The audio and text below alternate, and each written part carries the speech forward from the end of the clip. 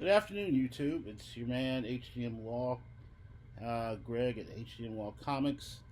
We're going to do an unboxing and then going to spend a little time talking about art and marketing and how that gets people into comics or got me into comics. I got a package of books that I got from Manny and Chino at R&R Comics in Houston. They do an auction every Wednesday and Fridays, and I go there every Wednesday and Friday. I'm at the auction buying something, and I buy so much stuff I don't even know what is supposed to be in this one. So I just figured, hey, I'd show you guys, show them what came in, what's the surprise this time. I'll remember it once I get it open, but up until then I have no idea what it is. It's reminded me of what it is about comics that I like so much. I mean, like I say, I grew up, I want to say, in the 70s. So for me, comics were, you didn't have internet, you didn't have video games, you didn't have all the stuff that you have now to distract you. So as a kid growing up in DC, I had, the TV had just 4 networks: NBC, ABC, CBS, and Fox. You had public access television, or as they say, UHF channels, Channel 20, which in PBS, which had Sesame Street, Electric Company, and those type of things. But for the most part, you just had those 4 channels. Radio was very simple. You had none of the stuff that you have now. So you had your own imagination to deal with. So I think comics brings me that why when I got back into comics now, I gravitated to the Bronze Age, Silver Age, because those, I guess, take me back to the childhood I remember, where I'm not, glued at a screen or on my phone. You saw a story unfold, panel by panel, which tells something else. So here we've got some books from Manny and Chino at R&R Comics, and then I'll be doing an auction with them tonight, where I will, put some of my lovely books that I've gotten and collected up for sale for others to enjoy and partake of. Because, like I say, I've got a lot that I've had hanging around, so it's just time to share it. So let's kind of get into it and see. Okay, I know this one. We'll start off with a very good one. Key, Amazing Spider-Man 50, first appearance of Kingpin, classic, iconic cover. And it's going to go back to one of the things that I want to talk about, the marketing.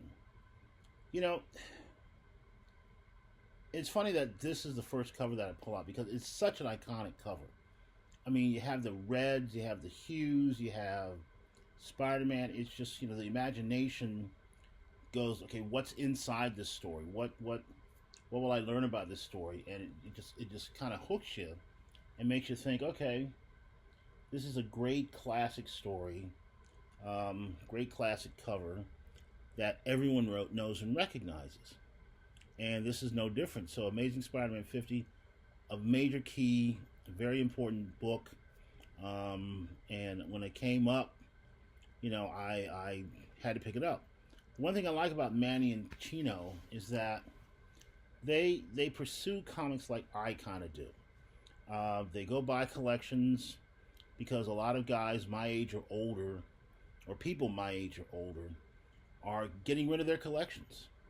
And they've had these things stuck in a basement, a closet, garage, attic, and they've been sitting there. And now it's time. They don't want to, or don't have the desire or to go through what it takes to correctly monetize it. So people like Manny and Chino buy the collection and then make it possible for people like me to get these books.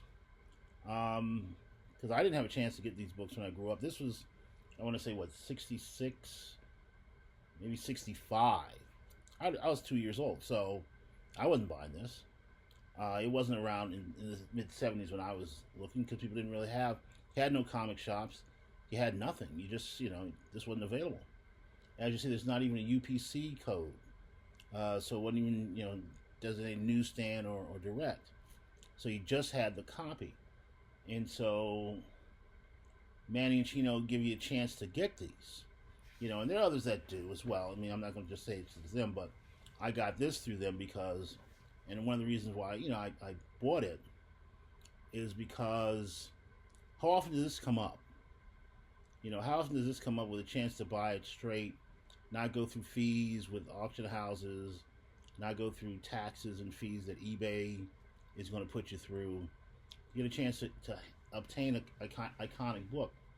It's a mid-grade, and so I don't expect it to get more than a 3 or 4, but the fact is I got a chance to have this, and the color just hits you, the cover just hits you, and it's just really, really throwback to a time when kind of like this is all children had to, spur the imagination to make them want to buy this story for 12 cents.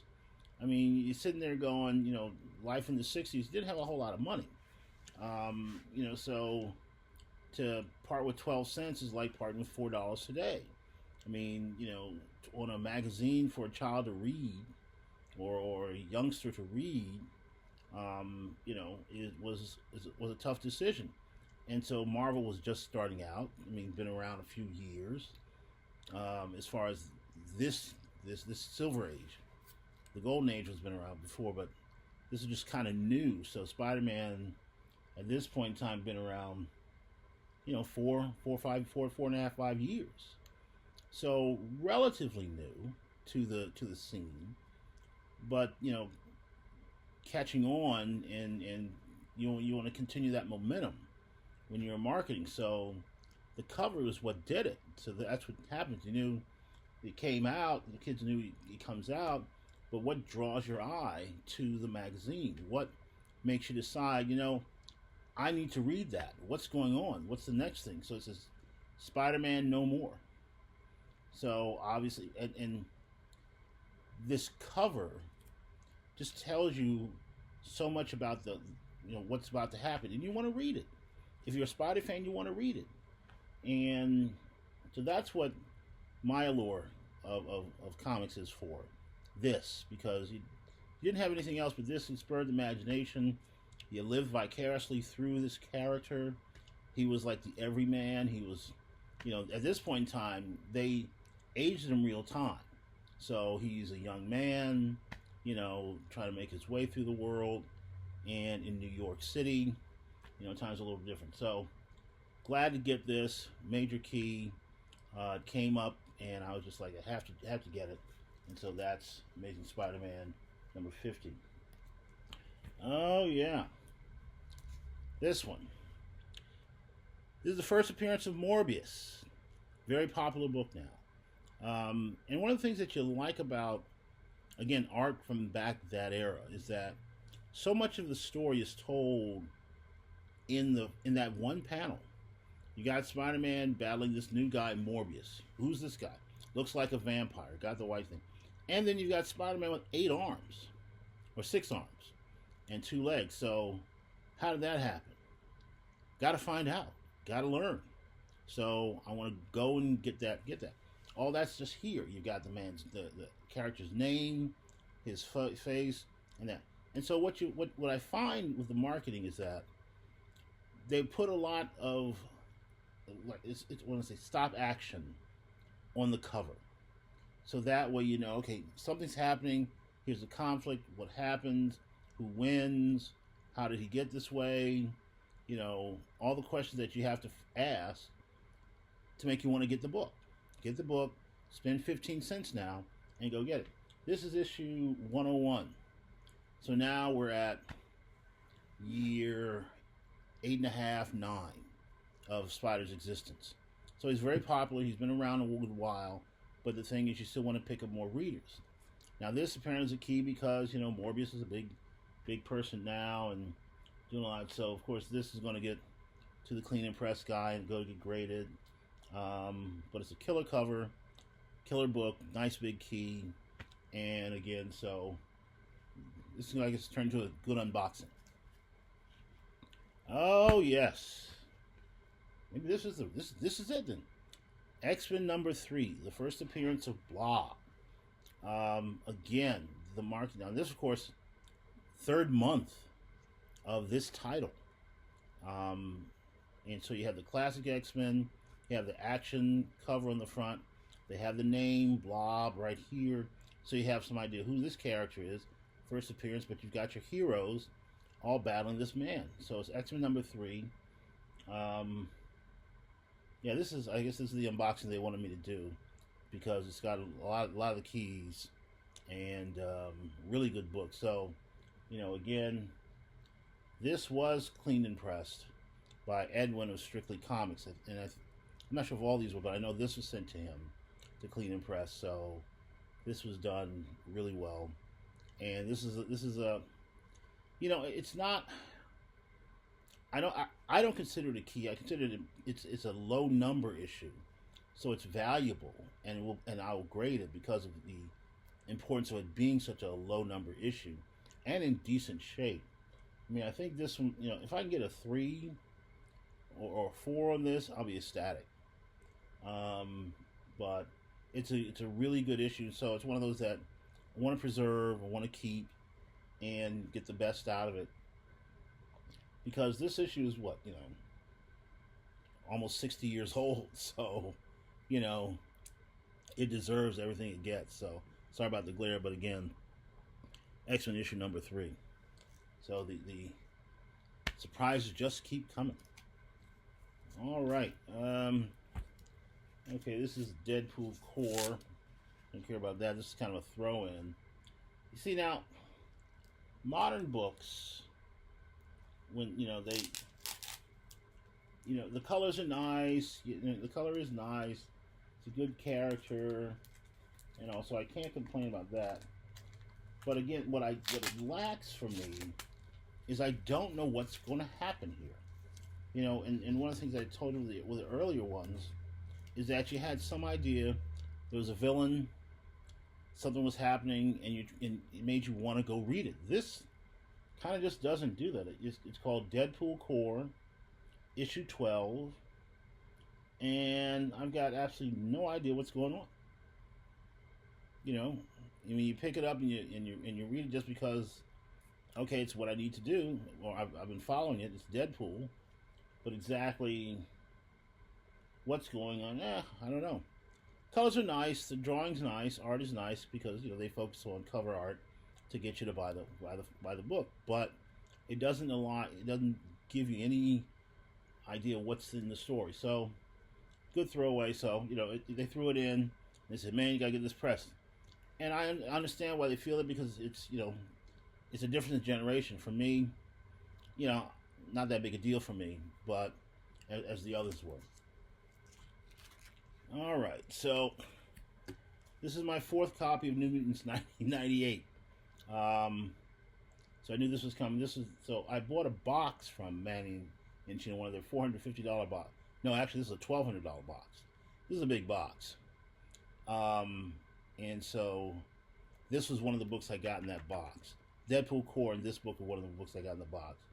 So yeah, this is the big one. Been waiting a long time for this box. But New Mutants 98, classic issue. I guess I've got to send this to get graded as well. I mean, you know, it's got a crease. You know, this is going to probably get a 5 or maybe a 6 if at best. It's going to be, you know, it's not. I mean, I've got a 9.8, I got a 9.6. I sold a 9.6 a week ago at Edwin's auction at Strictly Comics. So this one will, I guess I may just sell it straight and be done, and do it. But it was in the box they gave me, so I was happy to get that. Now, this is one of those covers that harkens you back to the 70s or 60s. This is considered one of the people love this cover. It's because and it's one of those artistic techniques of taking one thing and putting it together and creating a picture. I'm not sure what the technique is called, but a lot of artists do it, and it takes a lot of time. It takes a lot of detail, and it's very good when it's pulled off. And that's why this cover is so. People love this cover so much, because the detail of taking bats and putting them together to make the top half of Joker's head is a just great idea, and it came off so well. That's why this cover is so much loved and revered and sought after. So when this came in, I was very glad to get it and happy to have it. I will get this graded. I will keep this. It's one of those books that everyone wants to get, and it looks in really good shape. So I hope I get a good grade on this one when it goes up. So that'll be interesting unboxing when that comes back.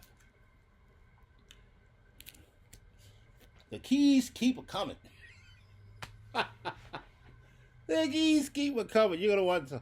I'm gonna just title this one "Unboxing a Bunch of Keys." This is the greatest unboxing I guess I've had, and it's funny because it was sitting out in the rain on my stoop, and I remember I was at Manny's auction last night. He said, "Man, I insured it for $3,000, required a signature, everything, nothing, nothing." It was just sitting on my stoop. I walked out to go mail off some books, and there it was in the rain, not even in a plastic bag, nothing. And I just took it. I said, "Well, it's nice and wet, but let me just throw it in the garage," because I had no idea what it was. Again, this is what I buy so much stuff. I have no idea what's coming. But I'm looking for this. Ultimate Fallout 4. First appearance of Miles Morales. This book is absolutely on fire. It is taking off like crazy. I got this from them because I've been asking for them to get one for forever. And I guess I bought this like 2 months ago, and finally it's here. So it's got it looks absolutely pristine. Looks like I didn't need to do anything to it, but I'm gonna take it to my clean and press guy again. Have him take a look at it. If nothing needs to be done with it, fine, off it goes. It is a great book, and it is first appearance of Miles Morales, first print. This thing, it's 9.8. It's like $1,200. It's insane how crazy this book is going, and it only has the chance to go further up because he's coming out in the PS5 game. There's going to be a new Spider-Verse movie. He's catching on the icon, and so he is this next generation's Peter Parker, and it's a marketing genius what they did with this, because you look at Miles Morales. They didn't make him straight African American. They made him African American and Latino. So they had the Morales. And I remember when they were going to replace him in Spider-Man, and I was just like, Peter Parker Spider-Man for me. He has been since I've been alive. He's been Spider-Man. You can't replace Peter Parker. But they don't sell these books to me anymore. I mean, here I am at that point in time. I'm like some mid-40s guy. I'm not buying comics. I'm not reading comics. I've got kids to put through school and mortgage to pay for and all things that life throws at you when you're middle-aged. So I'm sure they went through focus groups and decided we have to find a hero to inspire the kids. Peter Parker doesn't do it anymore. So we make him multiracial. And make them appeal to a new generation of reader, because that's how we're going to get these people to come in. And so Miles Morales is taken off because he's finally taken hold in that culture that's going to allow them to now want to read. And so this becomes a very sought after book, highly collectible book, and you can't find it anywhere. So this is my second copy. Shout out to Let in Richmond area, Virginia. He had 7 of these, and I was on an auction. I was watching an auction he was at, and the night before he had said he had 7. He might put one up, and then next night I said, "Hey, you gonna put that Ultimate Fallout up?" And he did, and I went and got it. It's right behind there, but so this one came up, and I went all out to get this, because I know the importance of the book. And they're both going to go get graded. I hope I can get a 9.8 out of both of them, because it's such an important book, and he is just taking off right now. So that's that. This is the grandbaby of the $1,200 book, Giant Size X-Men 1. I don't buy boxes. I just don't. I like to know what I'm buying, and I don't do the mystery boxes. A lot of guys do mystery boxes, and I just don't do them. I just don't. I've done 3 boxes of Manny and Chino, and that's it. It's just how I am. I mean, there are people that love doing mystery boxes. I don't. This one, it was a $1,200 box. And in this box, I got this. I got the Detective 880. I got the New Mutants 98 and the Deadpool Core. This is what I wanted. This just does not come out available at all. And this is the reason why I love Manny and Chino, is because they get these books. They're not the best grade, but they get them and they make them available to people to buy. That is huge. Most auctions, they don't pull these big boys out. They just don't, because you don't have doubles or triples of these to pull out. You just don't. And sometimes, even if you're a dealer, I know you'll buy a collection, you'll see it, and you'll go, hey, this is a classic book, so I need to keep this. But they actually made this available to me. I bought that box from them, and I could not be happier. It's a mid-low grade. It had a clean and press. It's going to go out to CGC. Edwin of Strictly Comics did this one, and he did a bang-up job. And it was going to go up, and I know it's going to be low to mid grade. That's fine, but the thing is, it's a Giant Size X-Men 1. This is a grail. This is a true key. History has called this a true key.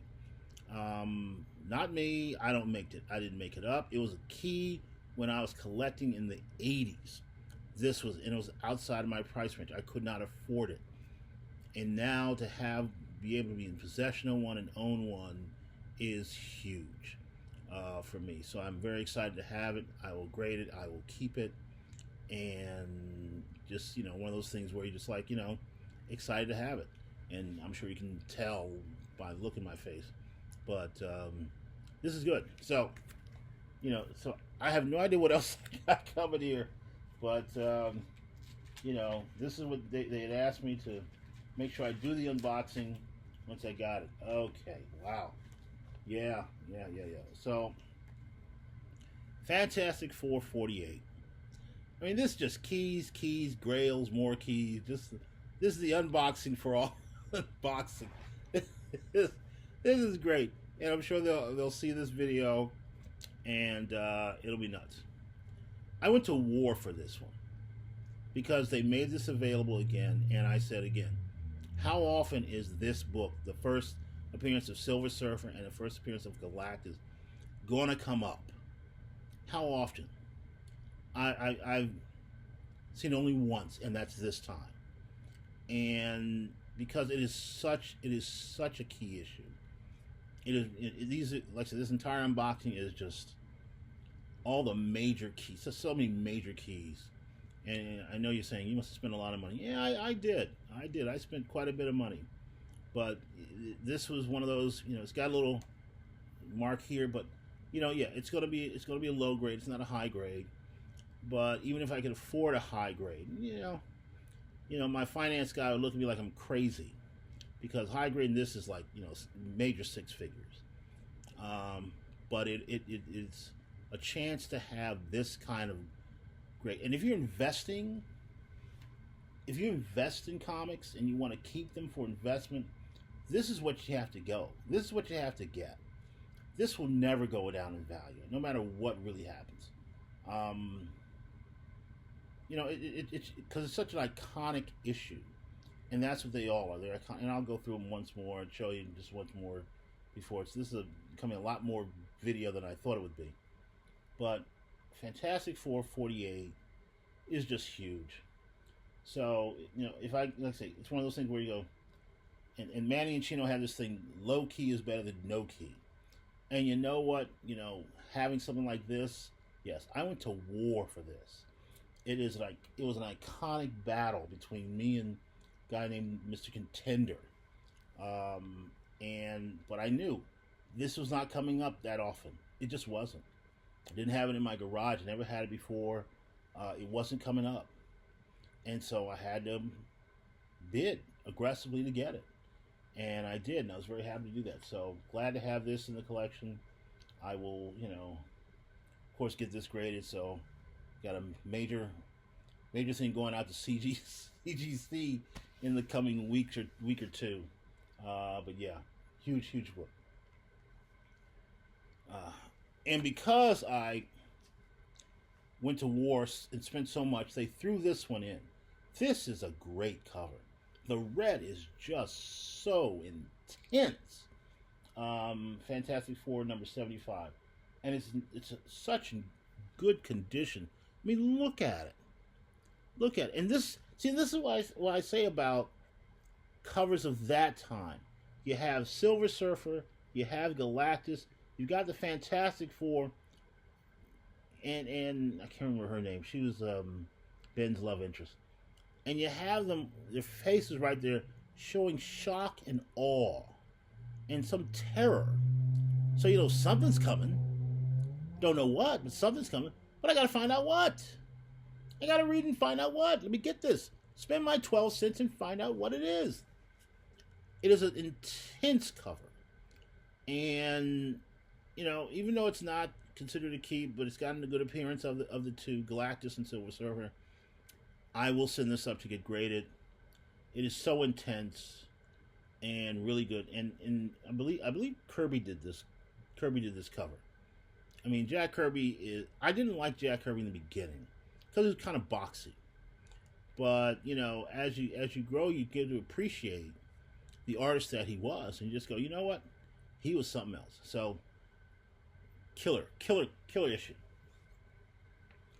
All right. Yeah. So, this is the second print Batman 6 something. I can't remember what it is. 612. It's a Superman Batman issue. It has a modern key, but it's a second print, so a nice little sketch cover. Really nice book. Can't remember what it's about, what's the big issue about it, but something's big about it. But nice book. And last but not least, Iron Man 1. I had this back in my collection early on. And I had it graded. It was a 6.0. Came back at 6.0. And I sold it because, I was going through my divorce and I needed money. And I sold this along with a couple other books. Well, quite a few other books. And this came up in the auction. I had a chance to get it. And I said, I got a chance to reclaim one of the books that I lost. And I reclaimed quite a few of the books I lost back then. And I said, I've got to get it. And so I did. So this will get graded and then put back in my collection. Again, it's a low to mid grade, but again, it doesn't come up that often. and a chance to get this. And like I said, the philosophy for me is you buy the best you can in a raw issue, present it the best you can, and then get it graded to get the best value you can out of it. You're not going to get 9/8 all the time. I may not get nines, but the issue that this is where the hunt and the ability to use your skill comes in, because you recognize a good book. The opportunity to get this book is really, really low, because again, people find if you, these retailers buy these books, they put in their collection, grade themselves, and maximize the profit. Manny and Chino make this available to us, and that is why I go there every week. I can't buy everything. I mean, believe me, I've given them more money than I can begin to explain. And it's every Wednesday, every Friday they bring something else out. I'm going, man, I gotta go for it. Gotta go for it. And you're sitting there going, and each time I hit that PayPal, and it's triple digits, a couple times with 4 digits, and I'm sitting there going, I'm giving Manny and Chino a lot of money, but they come through, man. They come through with these books. So again, it's such a good unboxing. I'll go through them all once again to show the community, and so again, we've got the Iron Man 1, first issue of Iron Man, absolutely great book. Batman 612, second print, sketch edition. Again, I'll figure out how that came to be. But then Fantastic Four 75, beautiful cover that they gave to me because I won the Fantastic Four 48. Through this end, that's how good they are. Can't tell you. I mean, it's a stunning cover, and a great Silver Age issue. I mean, just the picture speaks to what's going on, that makes you, draws you and says, I need to read this. I need to see why they're looking that way. What is it about? And again, Fantastic Four 48. First appearance of Galactus and Silver Surfer. Absolutely major key issue. I can't tell you, I mean, how proud I am to have this book. It was a great find, a great battle, and I mean, if you ever get a chance, I can't remember which one it is. I want to say it was about 2 weeks ago. 2 weeks ago from today. If you ever go on their website and look at the Friday night, you'll see this battle when they brought that out. It is one of these classic 2-on-2 mano-a-mano battles that just everyone just sat back and watched. Just sat back and watched me and this other guy just go at it for this thing. And at the end, I spent a lot of money for it. At the end, I was just glad to outlast the guy, because I'm not gonna say I would have gotten this at any cost, but I knew how important this book was and how rare it is that it comes up available to anybody, and so that's why I got it. Fantastic Four 48, huge book. Giant size X-Men 1. I'm so glad to have this one. It is insane. I'm over, as the British say, I'm over the moon. Over the moon. First appearance of the X, and it actually technically is not the first appearance of the X-Men, but it's the most regarded first appearance of the new Team X-Men. I was in an auction last night, and I was able to get the Boom magazine issue 10, which is technically considered the very first appearance of the new X-Men team. It predates this one and X-Men 95. So I got that. So, but this is like one of the grails of the Bronze Age. This and Hulk 181 are like just the biggest books to have. And even though I have it in possibly the best of mid grade, I'm so happy to have this one. So John says X-Men 1. one of the biggest modern age keys. Ultimate Fallout 4, first appearance of Miles Morales, first print, absolutely killer book, in killer condition, great condition, and it just Miles Morales, he's just huge. Detective 880, one of the iconic covers, throwback to the days, in the 70s and 60s when you had great covers like this. And the artist who did this, I can't remember the artist's name, but this put him on the map. I remember this when it came out. He put him on the map, and it's such a great cover. And so everyone knows this book. Everyone wants this book. They've taken this image and put it over everything in licensing. So great book to have. New Mutants 98, first appearance of Deadpool. Another, I'm gonna say Bronze Age key. New Mutants 98 again. So another great book. Deadpool Core. X-Men 3. It's X-Men 3. Third X-Men. I mean, first appearance of Blob. And it's actually a decent looking book. I know I bought an X-Men 4 from Manny and Cheeto. But that's an 05 to a 1. But this one is in much better condition. This one I'll get preserved and keep it. Again, shout out to Edwin at Strictly Comics for doing a really good job cleaning and pressing it. I know it wasn't easy, but hats off to people that do this and do it well. Amazing Spider-Man 101, first appearance of Morbius.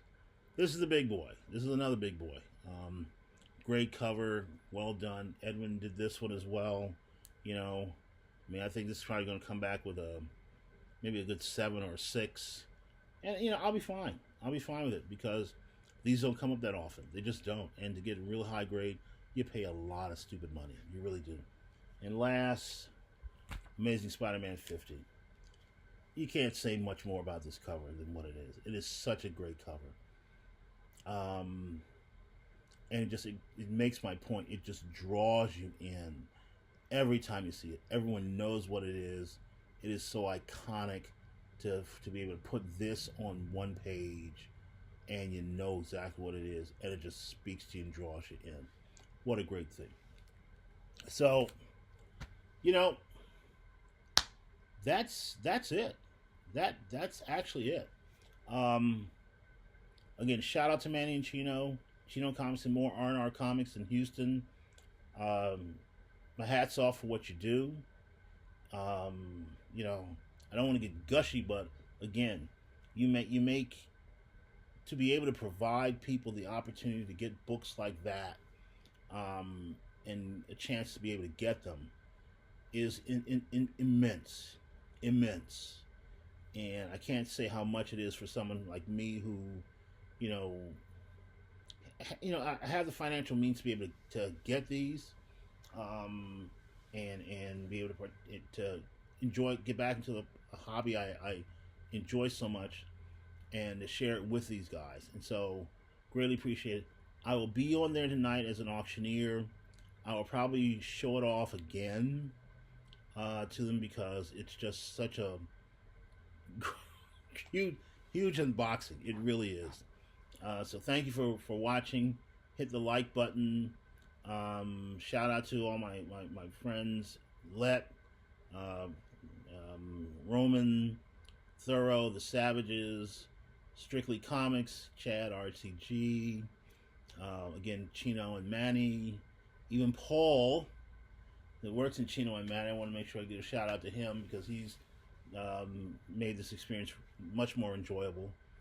All of them made this experience much more enjoyable. And I hope you had some fun looking at the comics, and I hope you enjoyed them and you get some joy out of them. I'm glad to have them, proud to have them, and we'll talk to you hopefully tonight. All right, YouTube. See you soon.